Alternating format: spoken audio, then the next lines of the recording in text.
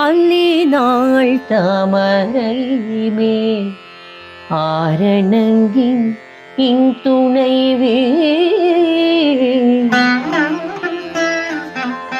மல்லி நாடாண்ட மடமயில் மெல்லியலாய்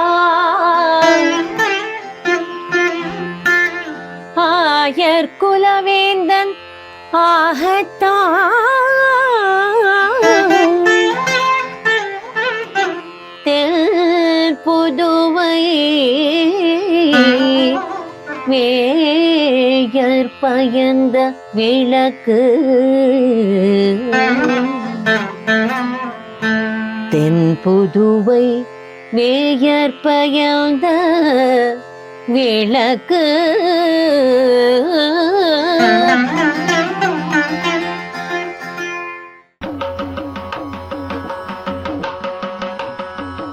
श्रीमत्यै विष्णुचित्तार्य मनोनन्दन हेतवे नन्दनन्दन सुन्दर्यै गोदायै नित्यमङ्गलम् गोदायै நித்யமங்கலம்.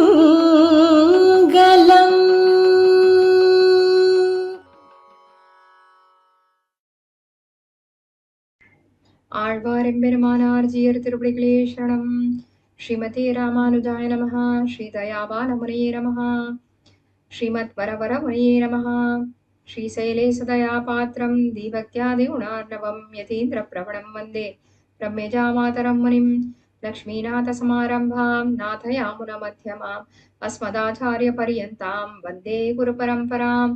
यो नित्यमच्युतपदाम्बुजयुग्मरुक्म व्यामोहदस्तदितराणि तृणाय मेने अस्मद्गुरोर्भगवतोऽस्य दयैकसिन्धोः रामानुजस्य चरणौ शरणं प्रपद्ये. मातापिता युवतयस्तनया विभूतिः सर्वं यथैव नियमेन मदन्वयानाम् आद्यस्य नः कुलपतेर्वकुलाभिरामं श्रीमत्ततङ्घ्रिकुलं प्रणमामि मूर्ध्ना. बोधं सरश्च महदाह्वयपट्टनाद श्रीभक्तिसार कुलशेखर योगिवाहान् भक्ताङ्घ्रिरेण परकाल यतीन्द्रमिश्रान् श्रीमत्पराङ्कुसुमुनिं प्रणतोऽस्मि नित्यम्. கோலைச்சுரிசங்கை மாயன் செவ்வாயின் குணம் வினவும் சீலத்தனல் தன் திருமல்லினாடி செழுங்குழல் மேல் மாலை தொடை தென்னரங்கர் கீயும் மதிப்புடைய சோலை கிளி அவள் தூயினர் பாதம் துணை நமக்கே. அல்லினாள் தாமரை மேல் அரணங்கினின் துணைவி மல்லிநாடாண்ட மடமையில் மெல்லியலாள் ஆயர் குலவேந்தனாகத்தாள் தென்புதுவை வேயர் பயந்த விளக்கு. ஸ்ரீ வேதமார்க்க பிரதிஷ்டாபனாச்சாரியராய் உபய வேதாந்தாச்சாரியராய் பரமஹம்சே இத்தியாதி ஸ்ரீ ஸ்ரீ யதுகிரி யதிராஜ நாராயண ராமானுஜஜீயர் சுவாமியின் திருவடிகளுக்கு தண்டனிட்டு அடியேனுடைய ஆச்சாரியர்களான திருமலை விஞ்சிமூரா ஸ்ரீவில்லிபுத்தூர் குப்பனையங்கார் திருமாளிகையில் உள்ள அனைத்து ஆச்சாரியர்களுக்கும் தண்டனிட்டு இந்த உரையை இன்று தொடங்குவோம். பராபவ வருஷம் ஆடி மாசம் ஆண்டாள் நாச்சியாரை கொண்டாடி கொண்டிருக்கிறோம். இந்த வருடம் நாச்சியார் திருமொழியை அனுபவித்துக் கொண்டு வருகிறோம். நம் அபிநவ ராமானுஜஜீயர் சுவாமியின் கட்டளையை முன்னிட்டு விண்ணீல மேலாப்பு நாச்சியார் திருமொழியின் 8ஆம் பதிகத்தின் 2வது பாகத்தை அனுபவிக்க இருக்கிறோம். அடியனுடைய அனைத்து குருமார்களுக்கும் கிருத்தஜதைகளை தெரிவித்து 2ஆம் பாகத்தை பார்ப்போம். முதல் பாகத்தில் ஆண்டாள் மேகத்தை எதற்காக தூதுவிட்டாள், அச்சேதனங்களாக இருந்தாலுமே மேகங்களால நகர முடிந்தது, அதனால் திருவேங்கடமலைக்கு சென்று எம்பெருமானிடம் ஆண்டாளின் நிலையை தெரிவிப்பார்கள் என்று நம்பி அர்ச்சாவதார ரூபியான திருவேங்கடமுடியானுக்கு தூது அனுப்பி சீதா பிராட்டியோ ஐந்திர வியாக்கரண பண்டிதரான புத்திமானான சக்திமானான ஒரே ஒரு ஹனுமனை கொண்டு தூதுவிட்டாள். விபவாவதாரத்திலேயே தூதுவிட்டாள். ஆனா ஆண்டாள் அர்ச்சாவதாரத்தில் பல மேகங்கள், ஆனா அச்சேதனமான மேகங்களை தூதுவிட்டாள். ஆண்டாள் தனியே இருக்கிறாள். ஆண்டாளுடைய நிலை இந்த மாதிரி விபரீதமான காதல், புத்தி போன காமம். இதற்கு அர்த்தம் என்ன? ஏன் இப்படி இருக்கிறாள் என்று கொஞ்சம் பார்த்து பிறகு பதிகத்துக்கு செல்வோம். ஆச்சாரிய ஹிருதயத்தில் நாயனார் நம்மாழ்வாரோட நிலையை நன்றாக விவரிக்கிறார். அதில் 133வது சூத்திரம், சம்பந்தோபாய பலங்களில் உணர்த்தி துணிவு பதற்றமாகிற பிரக்ஞாவஸ்தைகளுக்கு தோழி தாயார் மகளென்று பேர் என்று தெரிவிக்கிறார். ஆழ்வார்கள் நாயிகா பாவம், அதாவது பெண் பாவம் ஏறிட்டுக் கொள்வது அவர்களுக்கு நியாயமானது. ஞானத்தில் தம் பேச்சு, பிரேமத்தில் பெண் பேச்சு. பிரேம மிகுதியில், காம மிகுதியில் அவர்கள் பெண் பாவத்தை ஏறிட்டுக் கொள்வார்கள் அல்லவா? அந்த மாதிரி ஆழ்வார்கள் பெண் பாவனை ஏறிட்டுக் கொள்ளும் போது 3 நிலை உண்டு என்று நாயனார் தெரிவிக்கிறார். சம்பந்த, எம்பெருமானோடு நமக்கு இருக்கக்கூடிய சம்பந்தத்தை, எம்பெருமான் ஸ்வதந்திரன், நாம் அவனுக்கு அடிமை, பரதந்திர பட்டு இருப்பவர்கள் என்பதை எப்பொழுதும் தெரிவிப்பது, உணர்த்துவது தோழி. உபாயமாகிற துணிவு, எம்பெருமானை எப்படியாவது அடைய வேண்டும் என்ற நோக்கத்தோடு அந்த பிரேமபாவம் வெளிப்படும் பொழுது என்ன வேணாலும் செய்து எம்பெருமானை அடையவேன் என்று நினைப்பார்கள். ஆனா அப்பொழுது குலத்துக்கும் தான் பிறந்த இடத்துக்கும் ஒரு பங்கமும் வராதபடி நடந்து கொள்ள வேண்டும். எம்பெருமானே வந்து ரட்சிப்பான், எம்பெருமான் தான் உபாயம், அவன் வந்து ரட்சிப்பான் என்ற துணிவோடு இருப்பதை உணர்த்துவது தாயார்,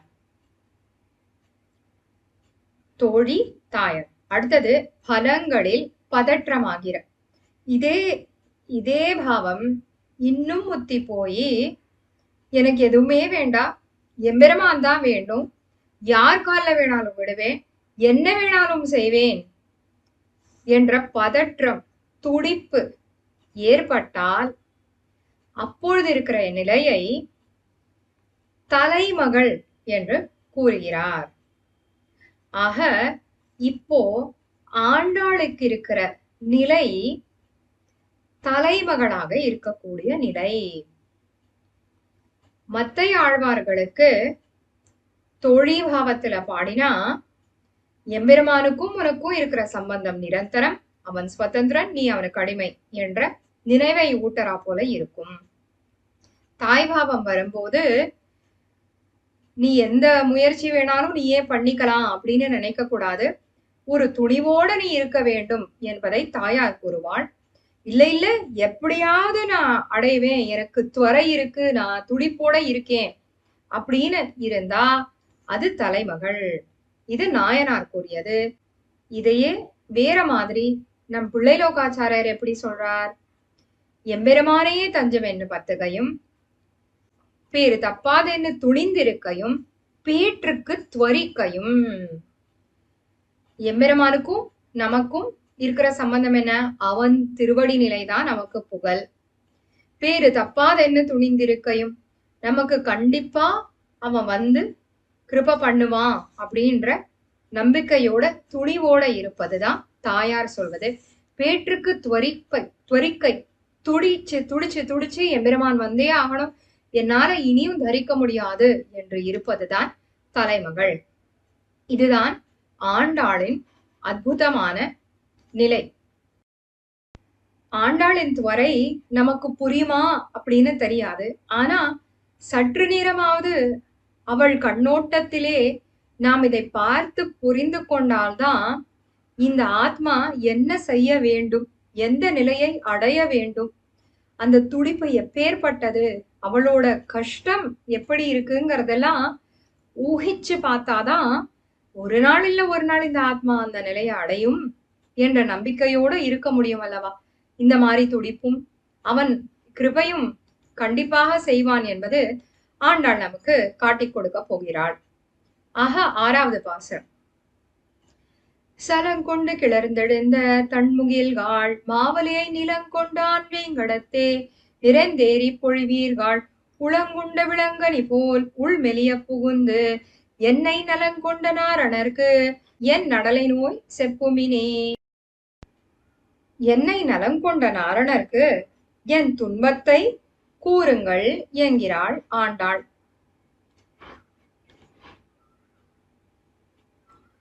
குளிர்ந்த நீரை பருகி ஆகாசத்தில் கிளம்பி நிற்கிற குளிர்ந்த மேகங்களே என்று கூப்பிடுறா. சில்லுண்டு நல்ல சில்லுண்டு இருக்கக்கூடிய ஜலத்தை நன்னா விழுங்கிட்டு எம்பெருமான போலவே இருந்து எங்கும் பரவி இருக்கக்கூடிய இந்த மேகங்கள் அப்படியே மழை பொழிஞ்சுண்டு இருக்கு. இது எப்படி இருக்குன்னா, கொஞ்சம் ஜலத்துல ஏலக்காவை சேர்த்து அந்த இந்த ஏலக்காய் ஜலத்தை ஏலக்குழம்பு ஏலக்குழம்பு ஏலக்குழம்பு ஏலக்குழம்பு அப்படின்னு வித்துண்டே போவாளாம். அந்த மாதிரி அந்த ஏலக்குழம்போட வாசனை வரும்போதே அப்பா எவ்வளவு நறுமணமா இருக்கு, நமக்கு ஒரு புத்துணர்ச்சியை தரக்கூடியது அப்படின்னு நாம நினைப்போமே. அந்த மாதிரி இந்த மேகங்களை பார்த்ததுமே ஆஹா குளிர்ந்த மழை பொழிய போறது, நமக்கு இனிமே புத்துணர்வு தான் அப்படின்னு அந்த மேகங்களை பார்த்தாலே நமக்கு ஒரு ஆஸ்வாசம் ஏற்படுறதே, ஒரு புத்துணர்வு ஏற்படுறதே. அதத்தான் இந்த மேகங்களை பார்த்ததும் எம்பெருமான் வந்துடுவான் அப்படின்னு ஆண்டாளும் தரிக்கலாமான்னு யோசிக்கிறா. இப்படி இருக்கக்கூடிய மேகங்கள் கிட்ட தன்முகில்காள்னு சொல்றாளே, எல்லாரோட துக்கத்தையும் தீர்க்கக்கூடியவர்கள் தானே. நீங்க வந்தாலே போறோம், உங்களை பார்த்தாலே நாங்க சந்தோஷம் அடையறோம். ஆனா நீங்க என்ன பண்றீங்க, இதுக்கு மேல அடுத்த நிலைக்கு போய் மழை பெஞ்சு இருக்கிறவாளோட கஷ்டத்தெல்லாம் தீக்கறேளே.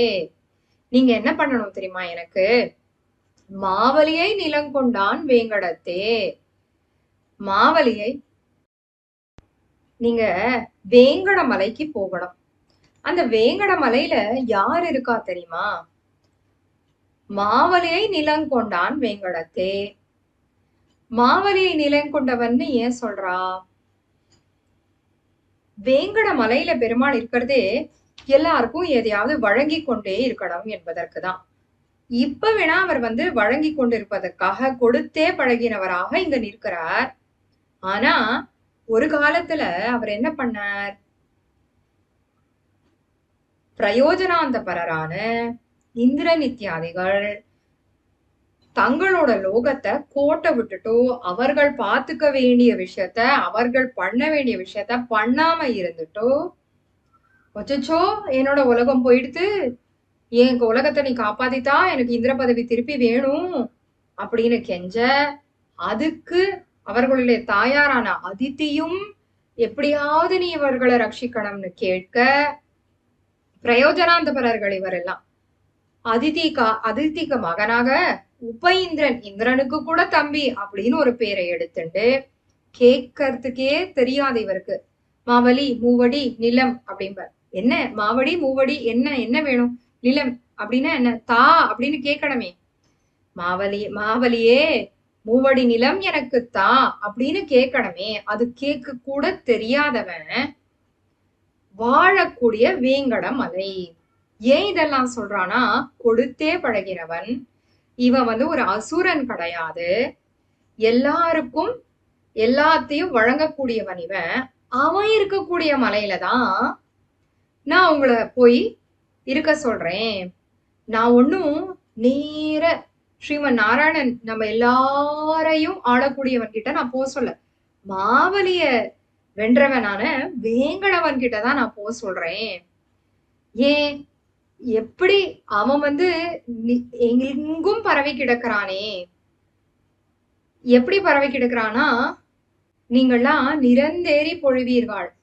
ஏன் இப்படி சொல்றானா, அந்த காலத்துல எல்லாம் எல்லாரும் தீர்த்தத்தை எப்பயுமே கொண்டு போக மாட்டா.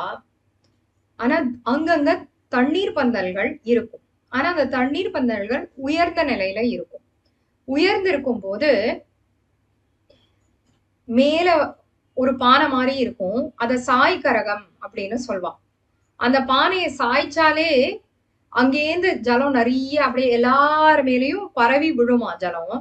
இந்த சாய்கரகத்தை தூரத்துல இருந்து பார்த்தாலே எல்லாருக்கும் ஒரு புத்துணர்ச்சி ஏற்பட்டுடும். ஆஹா, இனி அங்க தாகமா இருக்கு, நமக்கு அங்க தீர்த்தம் கிடைக்க போறது, நம்ம தாகம் தீர போறது அப்படின்ற புத்துணர்வோடையும் நம்பிக்கையோடையும் வருவா. அந்த சாய்கரகம் எல்லாருக்கும் தீர்த்தத்தை கொடுக்கும்.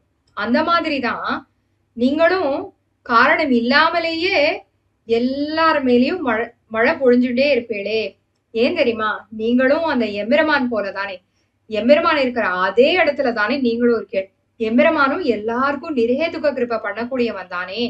அந்த மாதிரி எம்பெருமான் இருக்கக்கூடிய இடத்துல தானே நீங்க இருக்க. அதனால அவங்கிட்டே இருந்து கத்துட்டு நீங்க இதெல்லாம் அதே மாதிரி பண்றீங்களே அப்படின்னு சொல்லி 2வது பதிகத்துல என்ன பண்ணணும், 2வது பாகத்துல பாசுரத்தோட பிற்பகுதியில நீங்க என்ன பண்ணணும், உனக்கு என்ன நாங்க பண்ணணும் அப்படின்னு கேட்ட மாதிரி ஆண்டாள் பாவிச்சுண்டு ஆண்டாள் சொல்றா, உலங்கொண்ட விலங்கனி போல் உள்மெலிய புகுந்து என்னை நலங்கொண்ட நாரணருக்கு என் நடலை நோய் செப்புமினே. நான் எப்படி இருக்கேங்கிறத நீங்க தெரிவிக்கணும். நான் எப்படி இருக்கேன் தெரியுமா, உலங்கு உலங்குன்னு ஒரு பெரிய கொசு போல ஒண்ணு இருக்கும். அந்த கொசு விளாம்பழத்தை போய் நன்னா மொய்க்கும். அந்த விளாம்பழத்துல ஒரு ஓட்டை கூட நமக்கு கண்ணுக்கு தெரியாதபடி ஓட்டை போட்டு உள்ள இருக்கிற ரசத்தை மொத்தத்தையும் இழுத்துன்றோம். அப்படி ரசத்தை இழுத்துக்கிறதுனால உள்ள ஒண்ணுமே இருக்காது, வெறும் விளாம்பழம் ஓடுதான் இருக்கு. அந்த மாதிரி ரசமே இல்லாம ஓடு போல நான் கிடக்கிறேன். எம்பெருமான் தான் என்னுடைய நலத்தை எல்லாத்தையும் பறித்தவன். ஏற்கனவே சொல்லிட்டேனே, என் மனம் போச்சு, சிந்தை போச்சு, என் வளையல் போச்சு, உறக்கம் போச்சு, எனக்கு இருக்கக்கூடிய எல்லா நலனையும் அவன் எடுத்துட்டு போயிட்டான். என்னை நலங் கொண்ட, என் நலத்தை எல்லாத்தையும் கொண்ட நாரணருக்குன்னு ஏன் சொல்றானா, நாராயண பதம் எப்பேற்பட்ட பதம்னு நமக்கு தெரியும். எம்பெருமான் ஸ்ரீமன் நாராயணன் தான் எல்லாருக்குள்ளேயும் ஆத்மாவாக இருக்கான். அவனுக்குள்ள எல்லாரும் இருக்கிறார்கள். அவனோட பரத்வத்தையும் சௌலபியத்தையும் காட்டுறா. இப்பேற்பட்டவன் தான் லீலா விபூதியும் படைத்தவன், நித்திய விபூதியும் படைத்தவன். அவனுக்கு லீலா விபூதி இவ்வளவு அழுக்காய் இருந்தாலுமே அதை போகியமாக கொள்ளக்கூடியவன் இவன். இப்பேற்பட்ட எல்லாருக்குள்ளயும் ஆத்மாவாக இருக்கிறவன், லீலா விபூதிய போகியமாக கொள்றவன். ஆனா எனக்கு ஒரு காரியத்தை பண்ணல. என்னாச்சு, எனக்கு ஒரு நடலை நோய் இருக்கு.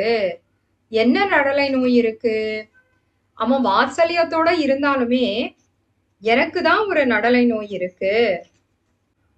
அவன் வாத்சல்யத்தோட இருக்கக்கூடியவனாச்சே, அவன் வாத்சல்யத்துக்கும் என் நடலை நோய்க்கும் பொருத்தமே இல்லையே. வாத்சல்யத்தோட அவன் இருக்கானா, எனக்கு நடலை நோய் வராதே.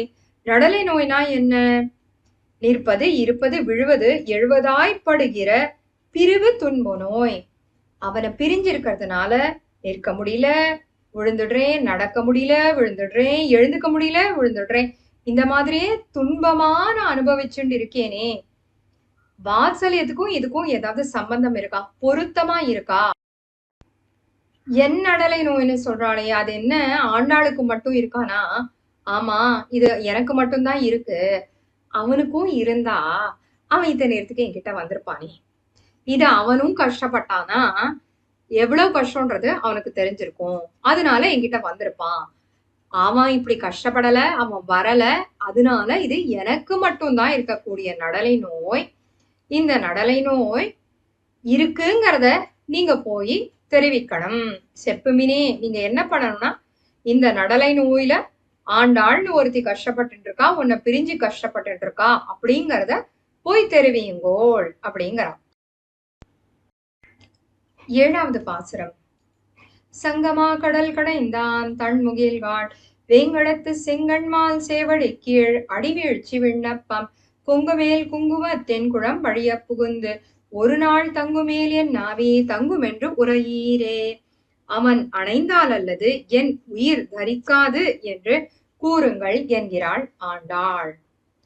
மா கடலை கடைந்தவன் அந்த சிச்சுவேஷனுக்கு என்ன தேவையோ அப்பேற்பட்ட உருவத்தை எடுத்துக்கொண்டு கூர்மாவதாரம் எடுத்து மந்திரமலை விழாம இருக்க அதை தாங்கி பிடித்து பிரயோஜனாந்தபரரான தேவர்களுக்கு அமிர்தம் வேணும், கடலை கடைந்தாதான் அமிர்தம் கிடைக்கும்னு கடல் கீழ வரைக்கும் போய் கடைந்து சங்கங்கள் அடி மணல்ல இருக்கக்கூடிய சங்கங்கள் எல்லாம் மேல வரும் அளவுக்கு கடைந்தவன். இவன் வள்ளல் தானே, இவன் பிரயோஜனாந்தபரருக்கு உதவி செய்யக்கூடியவன்.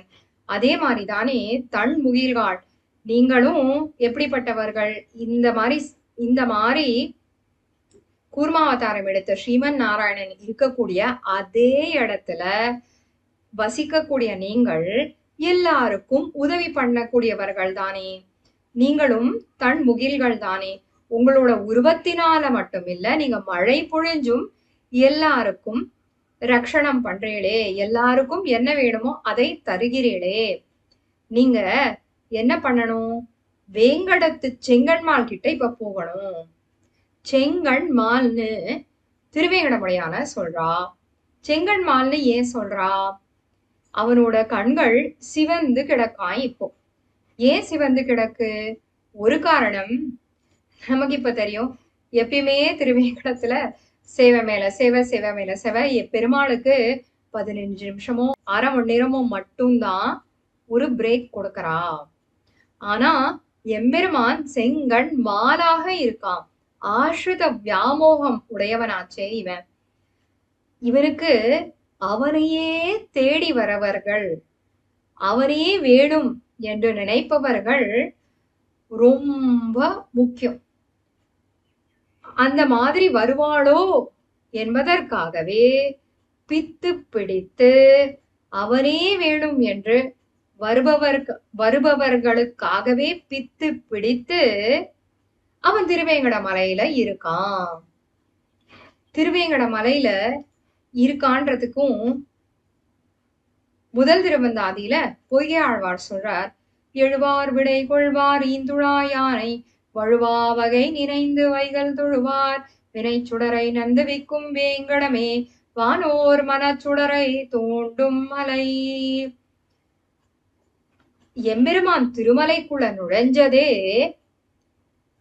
எழுவார்ன்ற ஐஸ்வர்யார்த்திகள் அவர்களுக்காக இல்ல, விடை கொள்வார் என்று இருக்கக்கூடிய கைவல்யார்த்திகளுக்காக கிடையாது. ஆனா வழுவா வகை நினைந்து வைகள் தொழுவார்னு ஈந்துழா யானை திருத்துழாய் மாலை இருக்கிறவனை தேடி வருபவர்களுக்காகவே, அதாவது பகவத் பிராப்தி காமர்கள் என்று இருக்கக்கூடிய தொழுவார்கள், அவர்களோட வினை சுடர்களை அழிப்பதற்காகவே. இந்த வேங்கடமலையே எப்பேற்பட்டது, நம்மளோட பாபங்களை நசிக்க கூடியது, பாபத்தை அழிக்கக்கூடிய மலைதானே இது.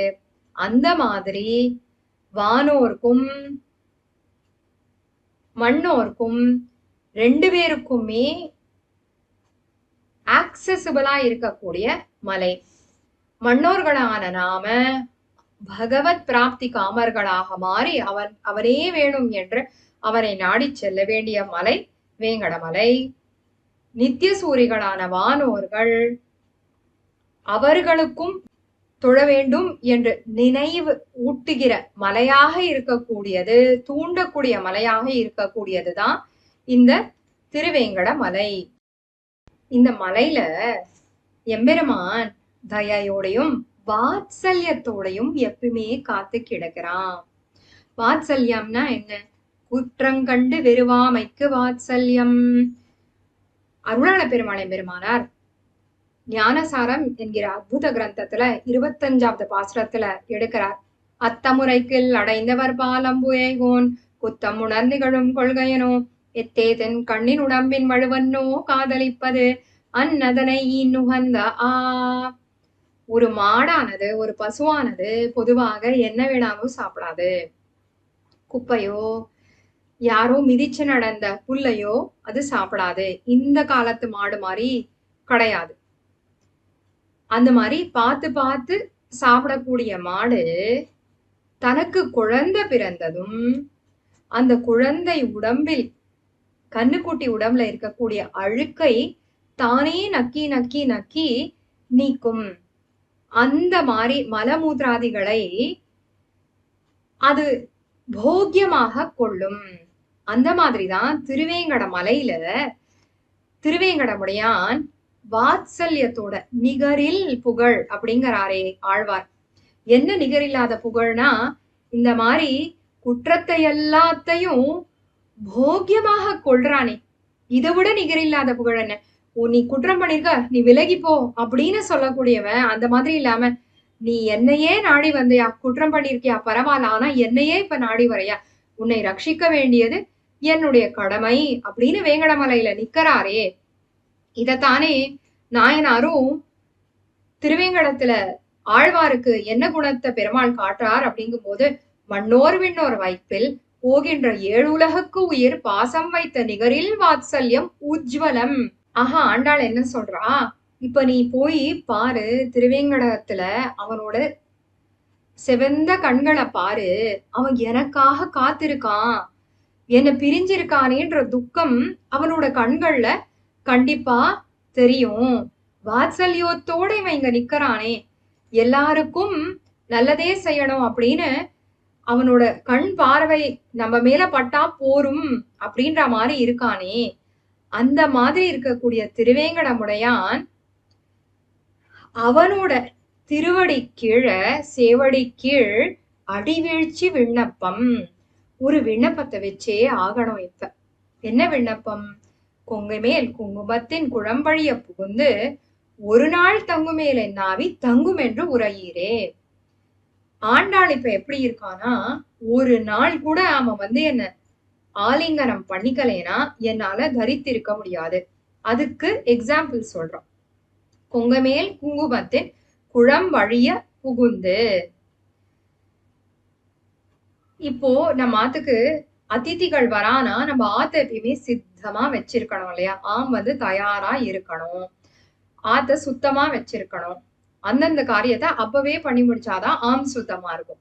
அந்த மாதிரி தயாரா வச்சிருக்க வேண்டியது நம்மளுடைய பொறுப்புன்னு ஆகும்போது, ஆண்டாள் எந்த க்ஷணம் வேணா எம்பெருமான் தன்னோட சம்ஸ்லேஷிக்க வருவான், நாம அலங்காரத்தோட இருக்கணும், நன்னா தயாராகி அவனுக்கு ஏத்தவளாக நான் இருக்கணுங்கிறதுனால அவளோட பக்திய குறிக்கக்கூடிய தன்னோட கொங்கைகள் மேல குங்கும குழம்பு பூசின்னு இருக்கான். வெறும் குங்குமம் இல்ல, பொடியான குங்குமம் இல்ல, அந்த குங்கும குழம்ப பூசின்னு இருக்கான். ஜலத்தோட கலந்து கலந்து கலந்து அது அது காயறதுக்குள்ள திரும்பி பூசிக்கிறான். அது காஞ்சி போயிடுறதுக்குள்ள திரும்பி திரும்பி திரும்பி திரும்பி பூசிண்டே இருக்கான். அவன் வந்துருவான்னு. எதுக்காக? அவன் வந்தா அவனை ஆலிங்கனம் பண்ணிக்கணும். அந்த ஆலிங்கனம் பண்ணிக்கும் போது இந்த குழம்பு, குங்கும குழம்பு அவன் மேலையும் படணும். அப்பதானே அவன் தன்னை ஆலிங்கனம் பண்ணிண்டான்னு உலகத்துக்கு எல்லாம் தெரியும். அந்த மாதிரி அழகா தயாரா, ரொம்ப தயாரா எப்பவுமே இருக்கா. ஆனா இந்த எம்பெருமான் எப்படிப்பட்டவன்? ஸ்வதந்திரன். அவன் எப்ப வேணா வரலாம். இதுலயே நமக்கு என்ன தெரியறது? அவன் சர்வஜன் அப்படிங்கறதும் தெரியறது. அவன் எப்ப வேணா வருவானா, இந்த விஷயம் அவனுக்கு ஏற்கனவே தெரிஞ்சிருக்கணுமே. ஆண்டாள் இப்படி கஷ்டப்படுறா, ஆண்டாள் இப்படி துன்பப்படுறா அப்படிங்கறத அவனுக்கு ஏற்கனவே தெரிஞ்சிருக்கணுமேனா, அதுதான் முலை எழுந்தாருக்கும் மோவா எழுந்தாருக்கும் இருக்கிற வித்தியாசம். எம்பெருமான் மோவா எழுந்தார், மீசையுடையவன். அதனால அவனுக்கு இந்த முலை எழுந்தார் பெண்மணிகளுக்கு இருக்கிற கூடிய கஷ்டம் அவனுக்கு தெரியாதே.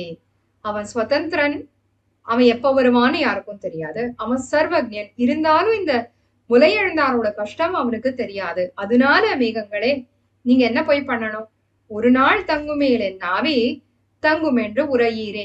நான் அவன் வந்தா ஒரு நாளாவது என்ன ஆலிங்கனம் பண்ணிட்டு இருக்கணும். அது என்னோட போகியத்துக்கு போராது, நான் கைங்கரியம் பண்றதுக்கு அது போராது. ஆனா தரித்திருப்பதற்கு முயற்சி பண்ணுவேன். நான் ஏற்கனவே 3வது பாசுரத்துல சொல்லிட்டாளே ஆண்டாள், கோவிந்தன் குணம் பாடி ஆவி காத்திருப்பேனே. என்னோட ஆவி தங்குற நிலையிலேயே இல்ல. ஆனா அப்போ நான் திருநாம சங்கீர்த்தனம் பண்ணியும் என்னால தாங்க முடியாதுன்னு சொன்னேன். இப்ப அவன் ஒரு நாளாவது ஆலிங்கனம் பண்ணிக்கலைனா என்னால தரிக்க முடியாது அப்படிங்கிறா. அடுத்தது 8வது பாசுரத்துக்கு போகலாம். கார்காலத்தெழுகின்ற கார்முகில்காள் வேங்கடத்து போர்க்காலத்தெழுந்தருளி பொருதவனார் பேர் சொல்லி நீர்காலத்தெருக்கில்லம் பழவிலை போல் வீழ்வேனை வார்காலத்தொரு நாள் தம் வாசகம் தந்தருளாரே. ஒரு நாள் ஒரு வார்த்தையாவது அருளாமல் இருப்பது அழகல்ல என்று விண்ணப்பிக்கச் சொல்கிறாள். எம்பெருமான் ஒரு வார்த்தையாவது அருள வேண்டும் என்ற விண்ணப்பத்தை சொல்கிறாள் ஆண்டாள்.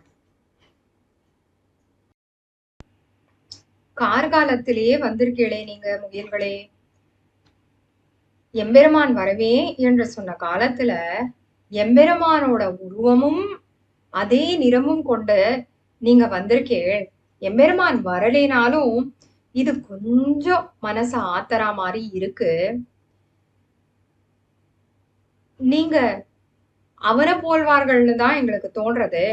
ஏன்னா யாருக்கு எப்ப மழை பொழிஞ்சா சரியா இருக்குமோ அந்த மாதிரி நீங்க நீர் கரெக்டா பொழியற மாதிரி வரக்கூடியவர்கள் தான்.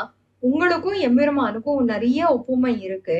ஏன்னா எம்பெருமானும் என்ன பண்ணுவான், என்னைக்கு கஷ்டம் ஏற்படுறதோ பரித்ராணாய சாதூனாம் விநாசாய சதுஷ்கிருதாம் தர்ம சம்ஸ்தாபனார்த்தாய சம்பவாமி யுகே யுகே. எப்போ கஷ்டங்களும் அதர்மமும் ஏற்படுறதோ அப்போ சரியான நேரத்துக்கு வந்து எதிரிகளை அழித்து ஆசிரித்தர்களை ரட்சிக்க கூடியவன் தானே அந்த கார்முகில் நிறத்திலேயே இருக்கக்கூடிய எம்பெருமானும். அப்பேற்பட்ட புருதவனார் போர்க்காலம் எப்ப இருக்கோ அந்த இடத்துல கரெக்டா வந்து நின்னு ஆசிரித்தர்களை ரட்சிக்க கூடியவன் தான். அவன் பேர் சொல்லி என்னால தரிக்க முடியல. முன்னமே சொன்னது போல அவனோட திருநாம சங்கீர்த்தனமோ அவனோட குணானுபவமோ, திருநாம சங்கீர்த்தனம் பண்றதே அவனோட குணானுபவத்தை பண்ணுவது தானே. அந்த திருநாம சங்கீர்த்தனம் பண்ணும் போதே எங்களுக்கு தரிக்க முடியாம போயிடுது. திருநாம சங்கீர்த்தனம் பண்றதே தரியாமைக்கு காரணமாக ஆறுது. ஏன்னா இப்ப நான் எப்படி இருக்கேன், ஒரு எருக்கஞ்செடி இருக்கு, அதுல இருக்கக்கூடிய இலையெல்லாம், இலையில இருக்கக்கூடிய பாலும் ரசமும் வெயில் காலத்துல காஞ்சி போயிடும். அது காஞ்சி போனாலும் அந்த எருக்கஞ்செடியிலேந்து விழாது. அதே மாதிரிதான் நானும் எம்பெருமானோட திருநாமத்தை சேவிச்சுட்டே இருந்தாலுமே ஒரு ரசமே இல்லாம ஒண்ணுமே இல்லாம விழுற நிலைக்கு நான் போயிருக்கேன். என்னால அவனை பிரிஞ்சு தரிச்சே இருக்க முடியல. அவன் திருநாமத்தை சொல்றதே நான் விழறதுக்கு காரணமாக இருக்கு இப்போ. அப்போ என்ன ஆறது, இந்த வார்காலத்து ஒரு நாள், இந்த பிரிஞ்சு இருக்கிற ஒரு நாள்னு நினைச்சா அந்த காலம் போயிட்டே இருக்கு. அந்த காலம் ஜாஸ்தியாயிட்டே போயிட்டு இருக்கு. இப்போ என்ன ஆறுது, மழை காலம் வந்துடுத்து. இந்த மழை காலம் வந்தோடனே அந்த காஞ்சி போன எருக்கம் இலை ஒரு சொட்டு துளி மழை விழுந்தோடனே அப்படியே செடியில இருந்து விழுந்துடுறது. அந்த மாதிரி விழற நிலையில தான் நானும் இருக்கேன். ஒரு நாள்னு சொன்னா, ஆனா அந்த ஒரு நாள் வந்து நீடிச்சுட்டே போறது. அதனால இனிமே நான் தரிக்கணும்னா ஒரு வார்த்தையாவது சொல்லி அனுப்பணும். அவன் முகத்தை காட்டலேனாலும் ஒரு வார்த்தையாவது சொல்லி அனுப்பணும். எப்படி சீதா பிராட்டி வந்து ஜீவந்தீம் மாம் யதா ராம சம்பாவயதி கீர்த்திமான் தத் ததா ஹனுமன் வாச்யோ வாச்சா தர்மமவாப்னுஹி அப்படின்னு ஹனுமனிடம் நீ ஒரு வார்த்தையாவது சொல்லி அனுப்பு அப்படின்னு சீதா பிராட்டி ஒரு வார்த்தை சொல்லி அனுப்பிச்சு ராமபிரானை தரிக்க செய்தாலோ ஆண்டாள் தன்னால தரிக்க முடியல அப்படிங்கிற வார்த்தையை எப்படி சீதா பிராட்டி ஹனுமனிடம் வார்த்தை சொல்லி அனுப்பி வைத்தாளோ அந்த மாதிரி ஆண்டாளும் மேகங்கள் கிட்ட தூது விடறா. 9வது பாட்டு. மதையானை போல் எழுந்த மாமுகில்காள் வேங்கடத்தை பதியாக வாழ்வீர்கள் பாம்படையான் வார்த்தை என்னை கதி என்னும் தான் ஆவான் கருதாது ஒரு பெண் கொடியை வதை செய்தான் என்னும் சொல் வையகத்தார் மதியாரே. என்னை சித்திரவதை செய்வது தமக்கு லோக அபவாதத்தை ஏற்படுத்தும் என்று சொல்லுங்கள் என்கிறாள். இன்னமும் என்னை சித்திரவதை செய்தால் உலகில் அவனுக்கு பழிச்சொல் ஏற்படும் என்பதை அவனிடம் சொல்லுமாறு வேகங்களிடம் பிரார்த்திக்கிறாள் ஆண்டாள். மதையானை போல எழுந்த மாமுகில்காள். எம்பெருமான் இந்த முகில்களை சந்தோஷப்படுத்துற மாதிரி தன்னுடைய ரூபத்தை அவர்களுக்கு தரிசிக்குமாறு பிராப்தமாக்கி கொடுக்கிறான். அவனோடையே இவர்கள் சேர்ந்து இருக்கிறதுனால அவனுடைய சேவை இவர்களுக்கு கிடைக்கிறதுனால எப்பவுமே கிடைக்கிறதுனால ஒரு திவ்யதேசத்திலே இருக்கக்கூடியவா எப்பவுமே பெருமாளை அனுபவிச்சுட்டு இருக்கிறதுனால அவளுக்கு ஒரு சாத்விக அகங்காரம் இருக்குமே, எங்க ஊர் பெருமாள் அப்படின்னு. அந்த மாதிரி மத யானை போல பித்து பிடித்த யானைகள் போல இந்த மேகங்கள் எல்லாம் திரிகின்றன. எப்படி நித்தியசூரிகள் எல்லாம் கூட்டமா எம்பெருமான அனுபவிச்சுட்டே இருப்பாளோ இந்த முகில்களும் கூட்டமா அனுபவிக்கிறதுனாலதான் முகில்கள் இல்லாம முகில்கள் ஆறா. அது மட்டுமின்றி இவர்கள் என்ன வேங்கடத்தை பதியாக வாழ்வீர்கள். நாம எல்லாம் என்ன எல்லாருக்கும் திவ்யதேச வாசமா இருக்கு. அந்த மாதிரி இல்லாம நம்ம ஒரு ஊர்ல போய் ஒரு திவ்யதேசத்தை சேவிச்சுட்டு வந்தோம்னா அந்த உற்சவம் இருக்கும்போது சமயத்துல 10 நாள் போவோம், சமயத்துல 1 நாளோ 2 நாளோ தான் போயிட்டு வருவோம். அந்த மாதிரி இருக்கக்கூடியவர்களுக்கும் வேங்கடத்தையே பதியாக திருவேங்கடமையே இருப்பிடமாக திருவேங்கடமுடியானே ரசிச்சுட்டு இருக்கக்கூடியவர்களாக அனுபவித்துக் கொண்டிருக்கவர்களாக வித்தியாசம் இருக்கே. நாமெல்லாம் வந்தேரிகள், என்னைக்கோதான் திருவேங்கட மலைக்கு போக முடியும். ஆனா இந்த முகில்களுக்கு என்ன, எப்பயுமே திருவேங்கடத்தை இருப்பிடமாக வைத்திருக்கிறவர்கள். அதனால இவர்கள் எல்லாரையோடையும் மேம்பட்டவர்கள். முக்தாத்மாக்கள் என்ன சம்சாரத்துல கொஞ்சம் கஷ்டப்பட்டுட்டு இங்கேருந்து விடுபட்டு எம்பெருமானுக்கு போய் நித்திய கைங்கரிய பரர்கள் ஆவார்கள். அவர்களை விட கூட இந்த மேகங்கள் சிறந்தவர்கள் இல்லையா? ஏன்னா எப்பவுமே நித்திய வாசம் அவர்களுக்கு திருவேங்கடமுடியான் கிட்டதானே. எப்படி ஆண்டாள் நல்லார்கள் வாழும் நளிரரங்கம்னு சொன்னாலோ, 2 ஆற்றின் நடுவே வாழ்பவர்கள் எல்லாம்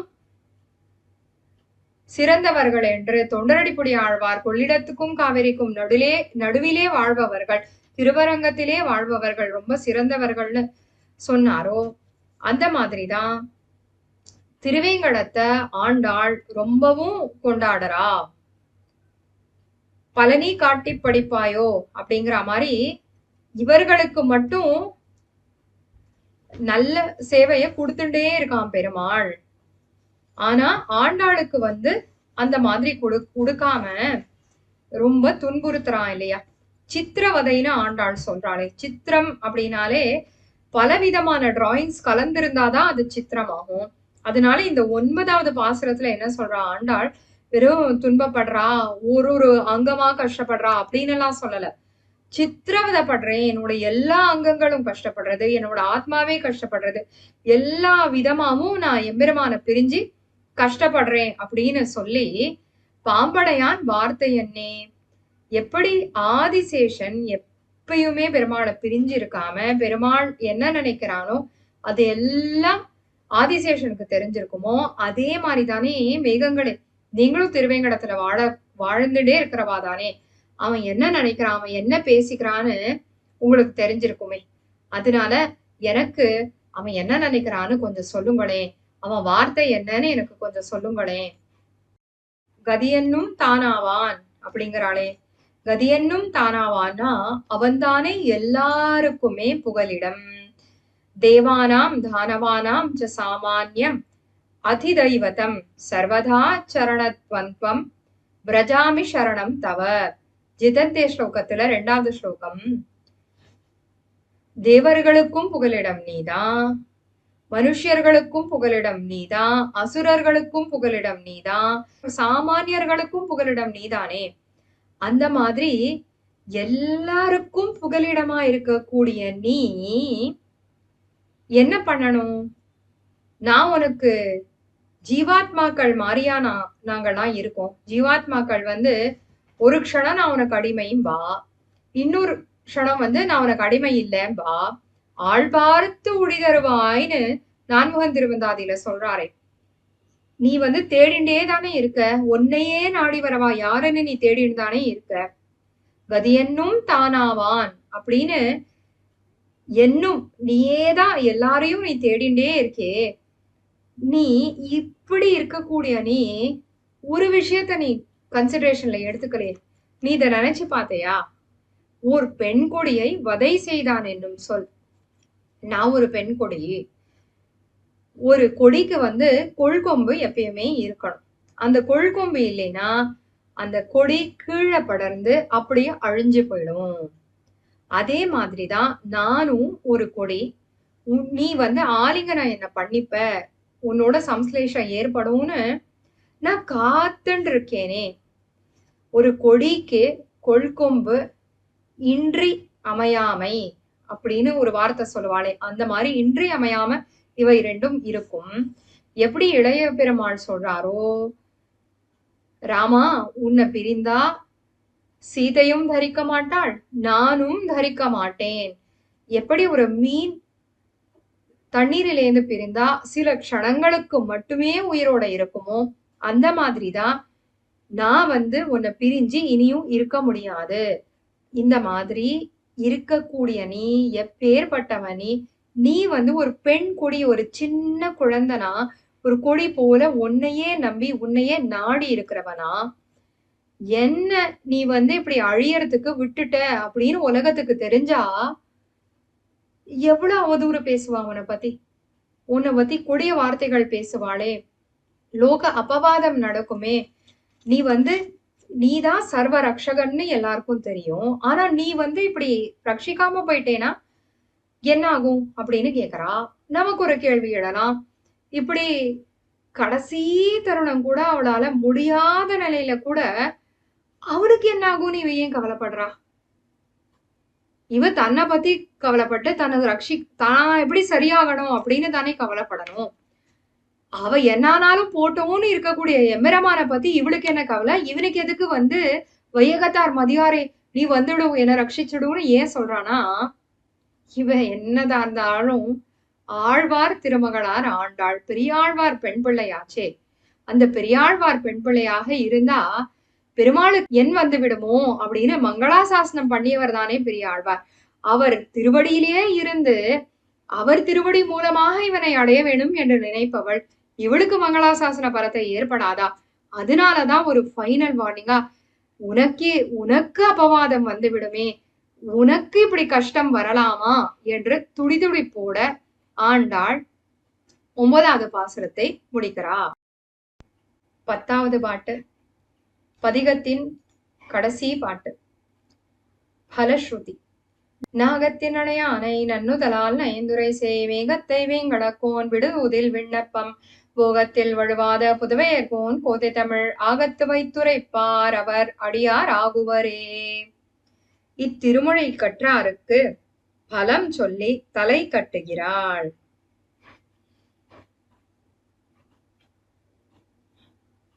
பலஸ்ருதி என்ன? இந்த பதிகத்தை புரிந்து சேவிப்பவர்களுக்கு என்ன பலன் கிடைக்கும்?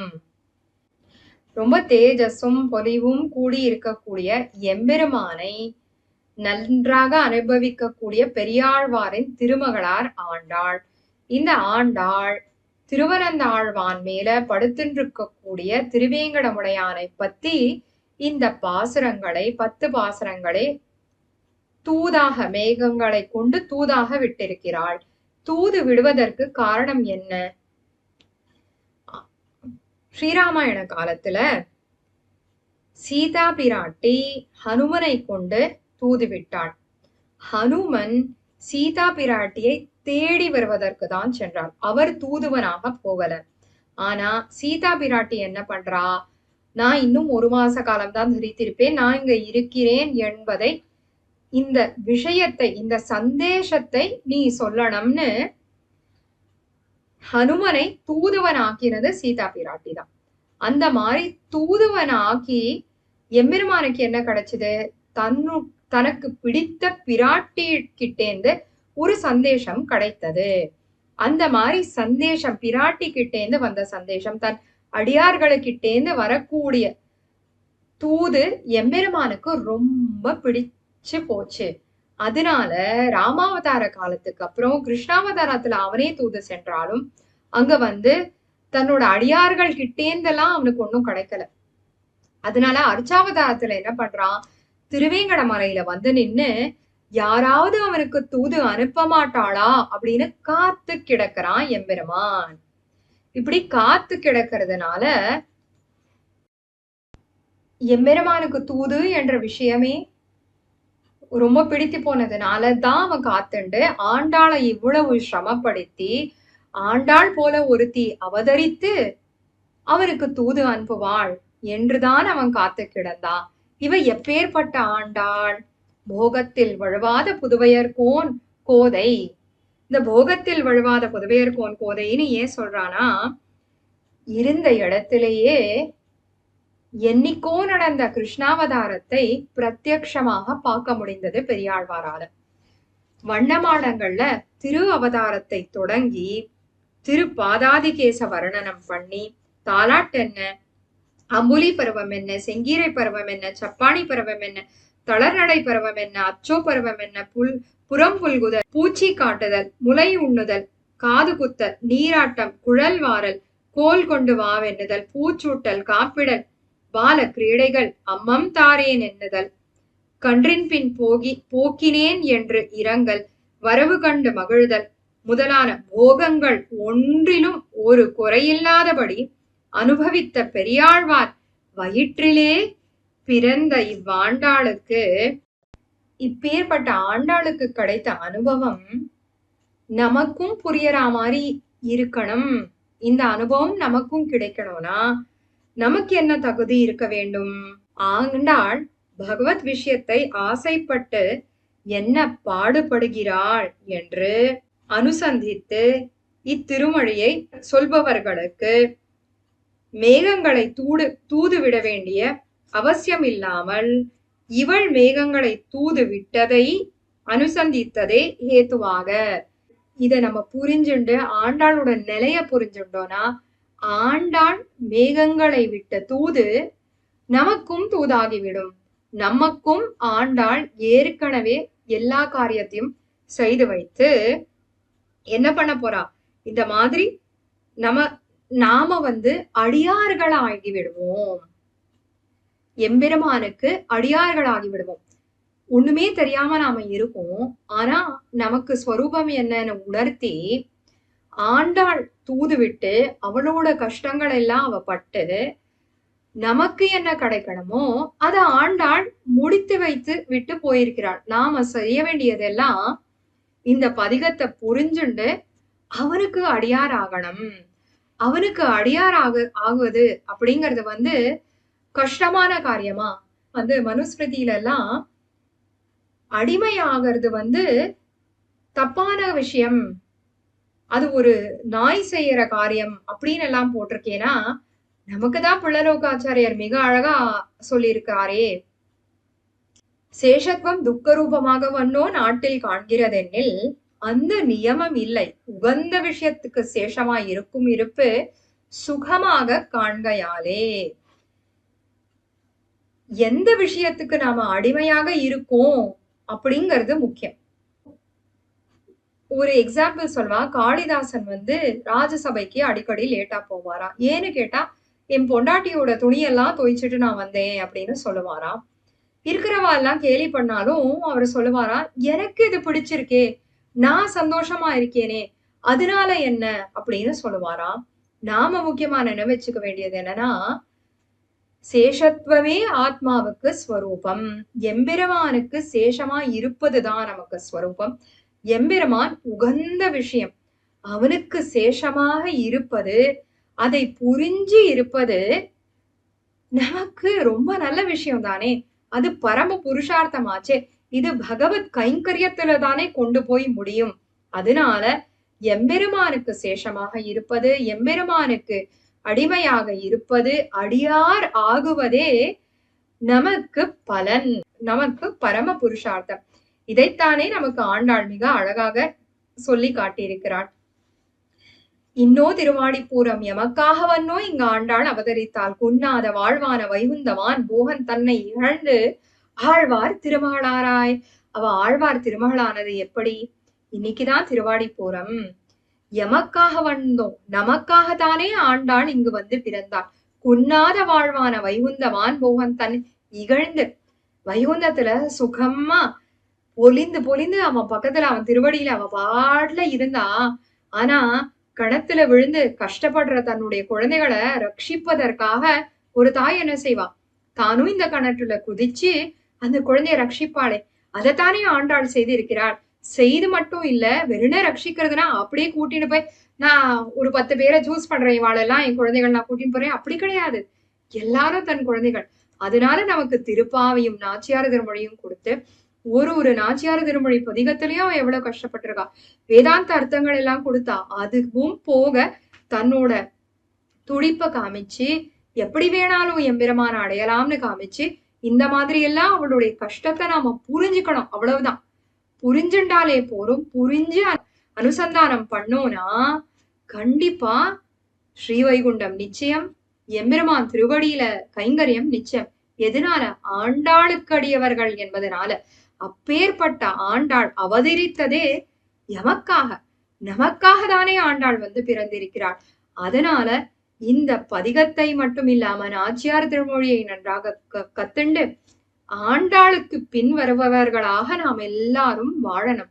ஆண்டாள் வார்த்தையை மீறாம ஆண்டாளுக்கு கைங்கரியம் செய்து கொண்டு, ஆண்டாளை பிடித்தா பெரியாழ்வாரை பிடிச்சிடலாம், பெரியாழ்வாரை பிடிச்சா கண்ணனை பிடிச்சிடலாம், ஆண்டாளை பிடிச்சா எம்பெருமானாரையும் பிடிச்சிடலாம், எம்பெருமானாரை பிடித்தா இந்த லோகமே நமக்கு தானே கைங்கரியத்துக்காக தானே நாம் பிறந்தவர்கள்.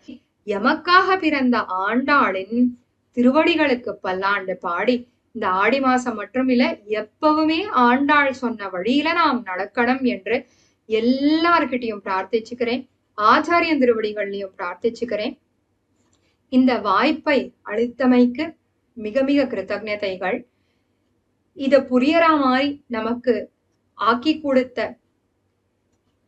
பல வியாக்கியான ஆச்சாரியர்களும், அதை இன்றும் நமக்கு சேரும்படி பிரிண்ட் பண்ணக்கூடிய அனைத்து பாகவதோத்தமர்களுக்கும், புரியற மாதிரி விளக்கக்கூடிய உபன்யாசகர்களுக்கும் கிருத்தஜதைகளை தெரிவித்து, ஆண்டாள் திவ்ய திருவடிகளே சரணம். மாத்ருஷா கிஞ்சனத்ராண பத்த கங்கண பாணையே விஷ்ணு சித்த தனூஜாயை கோதாயை நித்திய மங்களம் என்று சொல்லி, ஆண்டாள் திவ்ய திருவடிகளே சரணம். ஆழ்வார் எம்பெருமானார் ஜியர் திருவடிகளே சரணம். ஸ்ரீமதே ராமானுஜாய நமஹா. அடியே பற்பமெனத்திகள் பைங்கழலும் தன் பல்லவமே விரலும், பற்பமென திகழ் பைங்கழலும் தன் பல்லவமே விரலும், பாவனமாகிய பைந்துவராடை பதிந்த மருங்கழகோ, பாவனமாகிய பைந்துவராடை பதிந்த மருங்கழகோ, முப்புரி நூலோடு முன்கையில் ஏந்திய முக்கோல் தன்னழகும், எப்பொழுதும் யதிராசன் வடிவழகு என் இதயத்துள்ளதால், இல்லை எனக்கெதிர் இல்லை எனக்கெதிர் இல்லை எனக்கெதிரே, இல்லை எனக்கெதிர் இல்லை எனக்கெதிர் இல்லை